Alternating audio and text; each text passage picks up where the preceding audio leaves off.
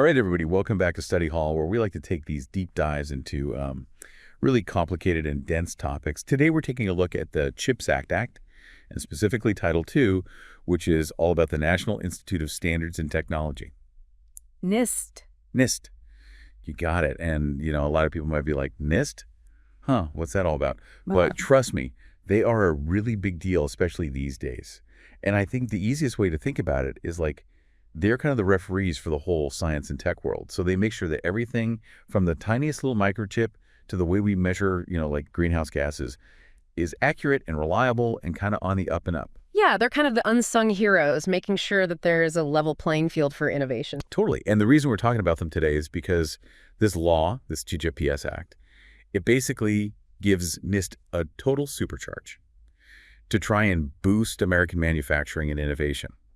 So first things first, NIST gets a lot more money, right, from this law. It's not just like a little, thank you for your service, here's a pizza party. It's like, here's billions of dollars, go do some cool stuff. Oh, yeah, absolutely. We're talking billions with a B over the next few years, like a massive infusion of cash into all sorts of different areas you wouldn't necessarily expect. So that's what makes it so interesting, right? It's not just about chips. Okay, so give us the rundown, like where is all this money going? Well, one area that really stands out is engineering biology and something called biometrology. Biometrology. Okay, so now there's a word I haven't heard in a while. Break that one down for us. All right, so think about it this way. It's basically like the science of measuring all things biological. So DNA, cells, proteins, all those building blocks of life. And it's about making the manufacturing of biological products more precise and reliable. Okay, so like in the real world, what does that actually look like? Imagine a world where you can get medicine custom made for your exact genetic makeup. Or we're churning out biofuels from organisms that have been engineered to do just that. I mean, that's the kind of future this research could lead to. Okay, but wait a minute, hold on. I thought this was the CHPS Act, right? Now we're talking about custom meds and biofuel churning organisms. What does that have to do with computer chips? Well, it might seem like a stretch, but the Act recognizes that for America to stay competitive, on the world stage in the future, we need to be leaders in all sorts of advanced technologies. And that includes harnessing the power of biology. Okay, so it's like a future of everything kind of approach. It's not just about chips, it's about all this other crazy stuff. So bio stuff, check. What else is on the list? Well, another interesting area is greenhouse gas measurement research. Wait, seriously? So we're talking chips, bioengineering, A&D, climate change. This act is like the ultimate multitasker. It may seem all over the place, but there's a method to the madness. Accurate data on greenhouse gas emissions is crucial for tackling climate change. And NIST is in a really unique position to develop the standards and the technologies that we need to get that data. So they're like the environmental watchdogs, making sure that we have the right information to actually make good decisions about climate change. Exactly. They're developing the tools to measure emissions accurately, which is essential if we want to hold companies accountable and actually track our progress towards our climate goals. Okay, starting to see how all these pieces fit together. But let's go back to the digital world for a second. Cybersecurity, does that come up at all in the TCHPS? Absolutely. In fact, the Act gives NIST a pretty big role in making our digital world safer. They're charged with developing standards and tools for things like open source software security, AI-powered defenses, and even digital identity management. Okay, now that's where it gets interesting for me. Does this mean they're going to figure out a way to tell regular people like me whether that software I'm about to download is actually safe to use? Because let's be honest, most of us are just clicking agree and hoping for the best. You hit the nail on the head. In a world where cyber attacks are getting more and more sophisticated, NIST is working to make sure that you can verify the authenticity and the integrity of anything you download. So it's like a digital safety net, making sure we don't fall prey to all those nasty cyber villains out there. You can think of them as the internet's bodyguards.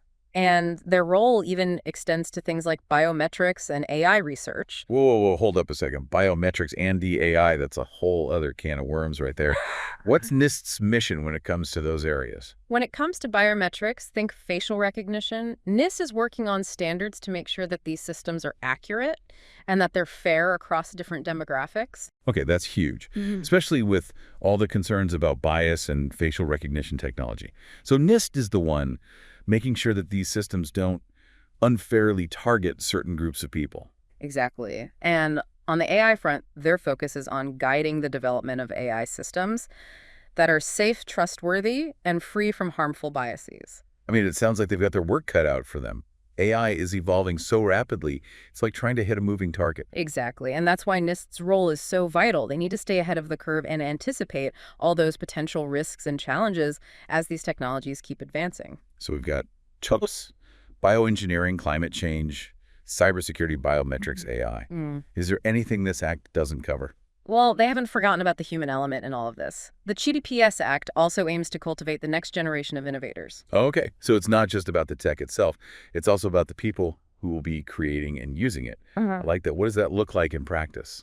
Well, for one thing, the Act encourages NIST to share its expertise with universities and to help historically underrepresented communities get into STEM fields. Yes, more diversity in tech is definitely something we need. Are there any specific programs or initiatives to make that happen?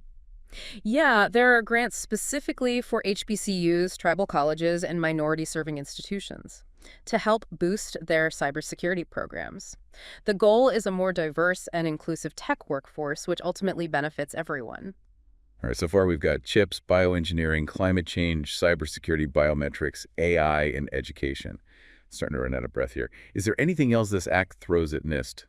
They must be feeling the pressure. Oh, there's more. American manufacturing gets a big boost, too. Title II has a whole section dedicated to something called the Hollings Manufacturing Extension Partnership, or MEP. MEP, huh? Okay, I've never heard of that one either. Break it down for us. Imagine like a nationwide network of centers that are dedicated to helping small and medium-sized manufacturers become more competitive. That's MEP in a nutshell. Okay, sounds like a good thing. But how does the TPS Act actually give these MEP centers a leg up? Funding. Lots and lots of funding. There's even a pilot program to give MEP centers extra resources so they can focus on things like workforce training, supply chain resilience, and adopting all those cutting-edge technologies we were talking about earlier. Okay, now you got me curious. What kind of advanced technologies are we talking about here? It sounds like something out of a sci-fi movie. Think 3D printing, robotics, next-gen materials. The Act also supports this program called Manufacturing USA, which funds these partnerships between the public and private sectors to actually develop those technologies. Okay, that's cool. But didn't you mention earlier that this whole TPS Act, it's all about keeping those benefits here at home, right? Does that mean we're like pulling up the drawbridge and saying America first, everybody else can fend for themselves? That's a good question, and it leads to a really important point about the Act's impact on global trade and collaboration. Ooh, sounds that we're about to get into some geopolitical intrigue. It's definitely complex. On one hand, the Act pushes for domestic production, but it also recognizes that we need to work with other countries, especially when it comes to setting those all-important standards that we've been talking about. Well, because you don't want your phone charger to explode just because you crossed a border. Exactly. Nobody wants that. So it's kind of like a balancing act, right? Yeah. Trying to boost American businesses, but also cooperating with other countries. It seems like that could lead to some conflict. It's definitely a challenge, but the Act tries to address this by stressing the importance of engaging with international standards organizations and promoting the adoption of U.S.-developed standards globally. It's all about finding common ground and establishing some rules of the road that everyone can agree on. So it's not just about keeping the benefits here in the U.S. It's also about trying to shape the global landscape of technology in a way that benefits America. Precisely. The goal is to make sure that the U.S. remains a leader in setting those rules of the game, so to speak. Okay, that's a pretty powerful position to be in. But it also sounds like a lot of responsibility. It's not just about what's best for American companies. It's about considering the impact on the whole world. Exactly. And that's why the CHIPS Act puts so much emphasis on NIST's role in all of this. Because they're the measurement geeks, right? They're the ones who can make sure that everyone's playing by the rules, keeping the competition fair, and making sure that all these new technologies are being used responsibly. Exactly. They provide that neutral science-based foundation, like the referees on the field making sure the game is played fairly, whether it's here in the U.S. or across the world. All right, so we've talked about the big picture goals of the CHIPS Act and how NIST fits into all of this. But let's get down to brass tacks for a second. What are some specific things that NIST is actually doing to put this law into action, besides, getting a bigger office? Are there any noticeable changes happening over there? Oh yeah, they're definitely not sitting around twiddling their thumbs. For starters, they're investing heavily in building up their research infrastructure. And their expertise in all those key areas we talked about, bioengineering, greenhouse gas measurement, cybersecurity AI, the list goes on. So new labs, top-notch scientists, Yeah. the works. Sounds like they're gearing up for something big. They're also working closely with industry universities and other government agencies to develop those all-important technical standards and guidelines that we were talking about. Okay, so can you give us an example? Like, walk us through a real-world scenario. What does that actually look like? Sure. Let's take cybersecurity. NIST already developed this widely used framework for improving cybersecurity in critical infrastructure. It's called the Cybersecurity Framework. Oh, yeah, I've heard of that. That's like the best practices guide for organizations to manage their cybersecurity risks, right? Making sure that the systems that control like our power grids or our water treatment plants are protected from hackers. That's exactly it. And under the CHIPS Act, NIST is now tasked with developing similar frameworks for other emerging tech areas, like AI and biometrics. So taking that same rigorous best practices approach and applying it to these new, rapidly evolving fields. So they're not just reacting to new technologies. They're proactively setting the guardrails for how they should be developed and used, kind of like making sure that we don't create a digital Wild West. Exactly. It's all about anticipating those potential risks and putting those safeguards in place before those technologies become really widely adopted and potentially cause harm. That's a really smart approach. It's like building a house, right? You want to make sure that the foundation is solid before you start adding all the fancy features. I like that analogy. And speaking of foundations, the CHIPS Act also recognizes how important it is to invest in the next generation of scientists and engineers. Right, we talked about those grants for HBCUs and other minority-serving institutions earlier. But what else is being done to actually support STEM education? I mean, besides just throwing money at the problem, Yeah. how are they actually getting more young people involved? Well, NIST is developing all sorts of educational outreach programs, and they're partnering with universities to create new training programs in areas like cybersecurity and AI, hands-on workshops, mentorship programs, scholarships, things like that. So it's about more than just funding research. It's about cultivating a whole ecosystem of innovation. That's a great way to put it. It's about creating a pipeline of talent that can help the U.S. stay ahead of the curve in this global tech race that we're all a part of now. Okay, so this is all super interesting, but I have to ask, how much of this is actually new? Like, wasn't NIST already doing a lot of this stuff before the CHIPS Act came along?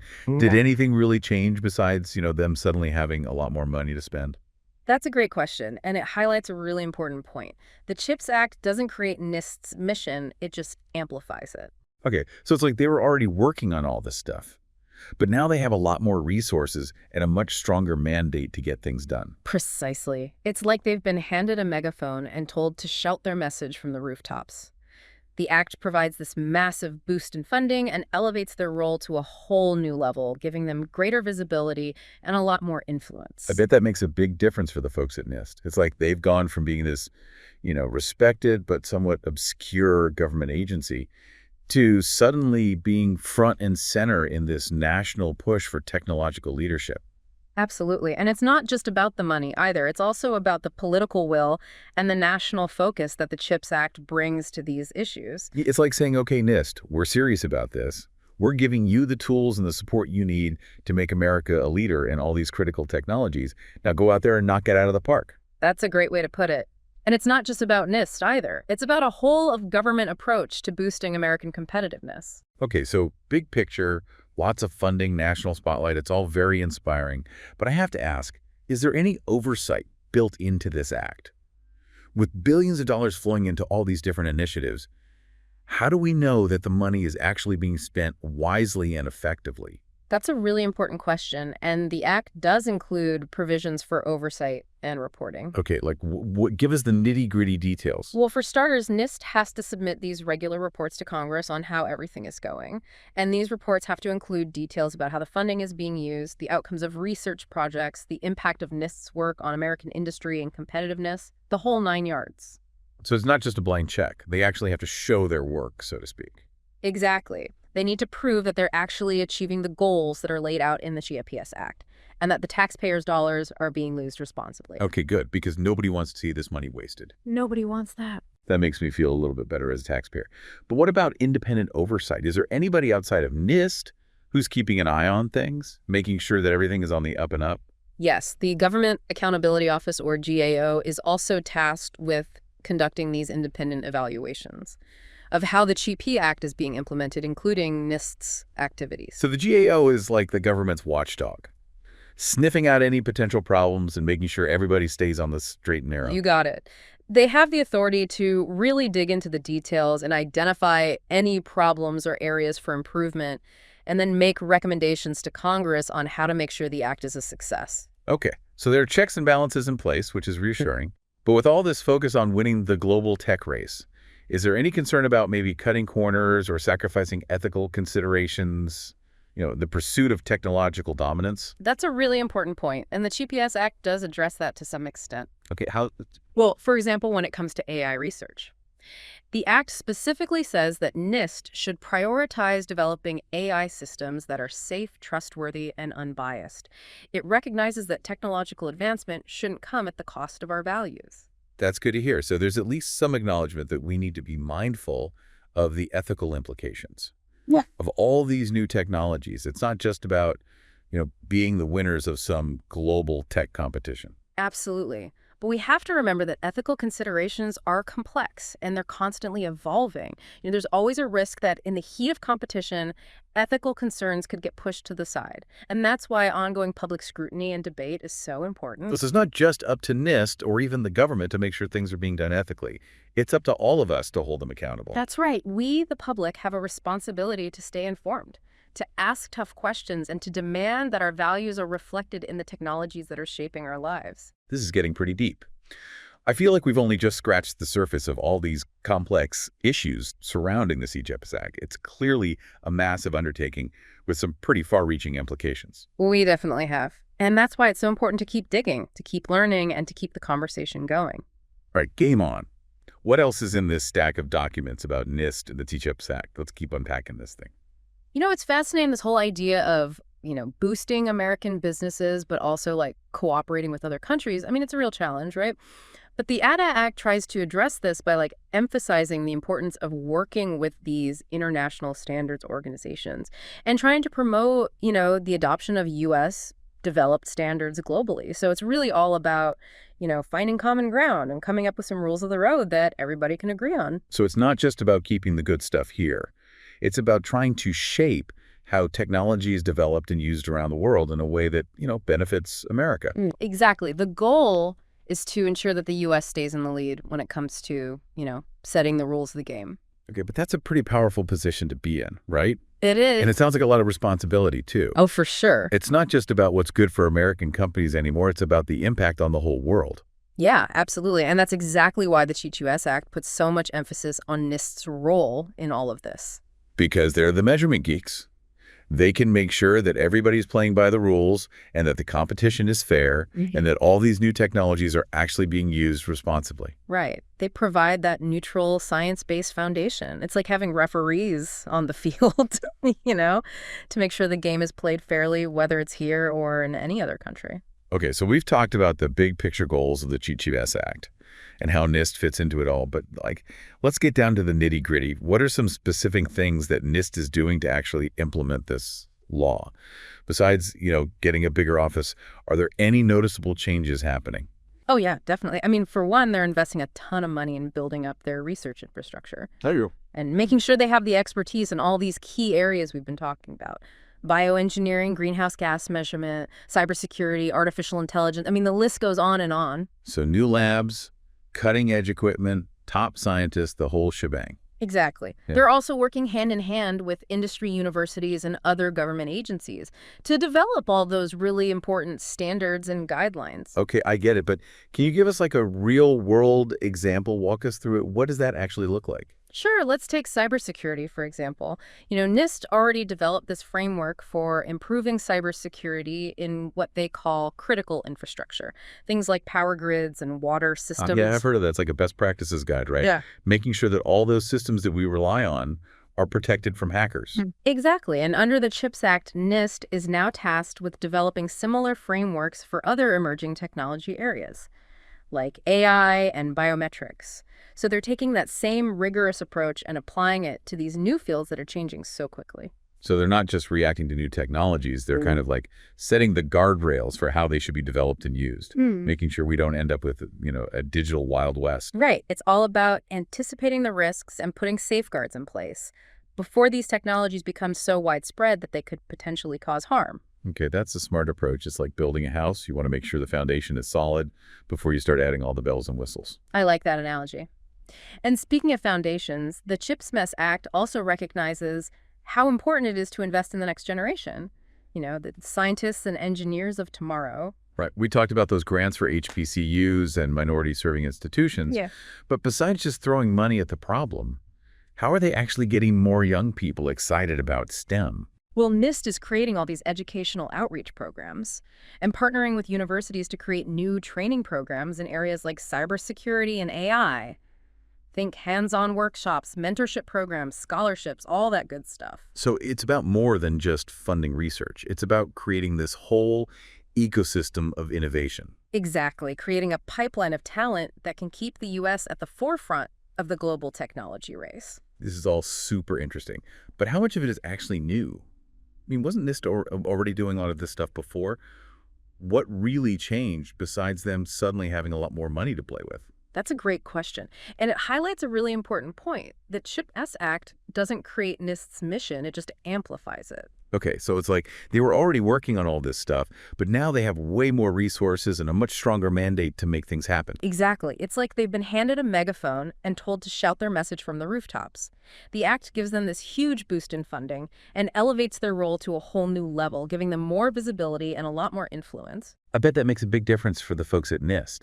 It's like they've gone from being this respected but kind of obscure government agency to suddenly being front and center in this national push for technological leadership. Totally. And it's not just about the money either. It's also about the political will and the focus that the CHIPS Act brings to these issues. It's like saying, hey, NIST, we're serious about this. Here are the tools and the support you need to make America a leader. Now go make it happen. Exactly. And it's not just about NIST. It's about a whole of government approach to boosting American competitiveness. Okay, so big picture, lots of funding, national spotlight. It's all very inspiring. But is there any oversight built into this thing? With billions of dollars going to all these initiatives, how do we know that money's being spent wisely? That's a crucial question, and the Act does include provisions for oversight and reporting. Okay, like what? Give us the detail. Well, NIST is required to submit regular reports to Congress on their progress. These reports have to include all the details about how they're using the money, the result of their research projects, the impact of their work, you name it. So it's not just a blank check. They actually have to show their work. Precisely, they need to prove that they're actually achieving the goals set out in the CHIPS Act and that they're using taxpayer dollars responsibly. That makes me feel better as a taxpayer. But what about independent oversight? Is there anybody outside of NIST looking over their shoulder? Yes, the Government Accountability Office, or GAO, is also tasked with conducting these independent evaluations of how the CHIPS Act is being implemented, including NIST's activities. So the GAO is like the government's watchdog, making sure everyone's playing by the rules. Exactly. They have the authority to dig into all the details and make recommendations to Congress on how to ensure the success of the act. Okay, so there are checks and balances in place. That's good to know. But with all this talk about winning the global tech race, is there any concern about, cutting corners or sacrificing ethical considerations, all in the name of being number one? That's a really important point, and it's something that the TTS Act actually addresses to some extent. How so? Well, for example, when it comes to AI research, the Act specifically says that NIST should focus on developing AI systems that are safe, trustworthy, and unbiased.